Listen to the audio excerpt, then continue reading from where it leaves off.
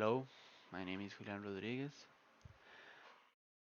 and I choose an article titled Can Usability Be Measured? SOS Scale and User Testing. So, first, the article mentioned that SOS represented System Usability Scale and that it was an user test. The article said that companies were using SOS tests for investigating and they were finding problems in the software with this kind of tests.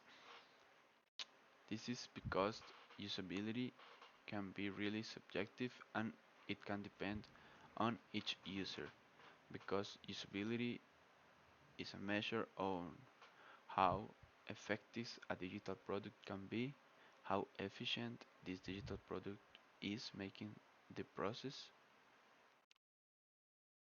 how many satisfaction does the user gets from the digital product, how quick they can learn on using it, and how many times does the user will remember how to use this digital product.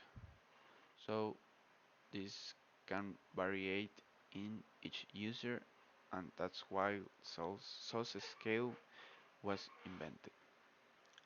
The article mentioned that there were four advantages for using SOS tests, and they were the first one that this can validate the usability of a digital product. So if some user tells you that it is not usable, you just show them the results of the SOS scale. Also that this is a standardized method, so you can compare your data with others, and this means also that you can classify your digital product. The last advantage is that the SOS scale doesn't need larger samples, so it can be done really quickly. The article explained that SOS scale work with a standardized questionnaire, like we just said. So this is a set of 10 questions that does not variate, and they are also put in a way that you cannot always respond like 10, 10, 10, or in this case 5, 5, 5, because the article stated that the questionnaire was required with a Likert scale from 1 to 5, in which means 1 that the user is strongly in disagree, and 5 that is strongly agreed with the question that it's been made. The thing that I said of the 555, to avoid that, there are kind of questions like I found the the software unnecessarily complex. So if you put 5, that will be bad for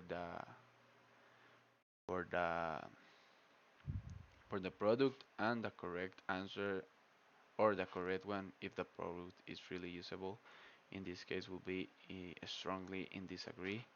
That will be the one. After that, after you get all the results, you just the questions that are bad like that one, you do you just sum all the results from 1 to 4, because if the question is made for strongly agree being the good question, you just rest 1, you do -1, in this case will be 5 minus 1, and if the correct answer is to be the 1, you do 1 minus 5. So in that case, you sum all that, and if you get all correct, they will be 4, and you multiply that by 2.5, and that will get you a really good usable digital product. That will be a 100. And with that note, depending, you can classify it.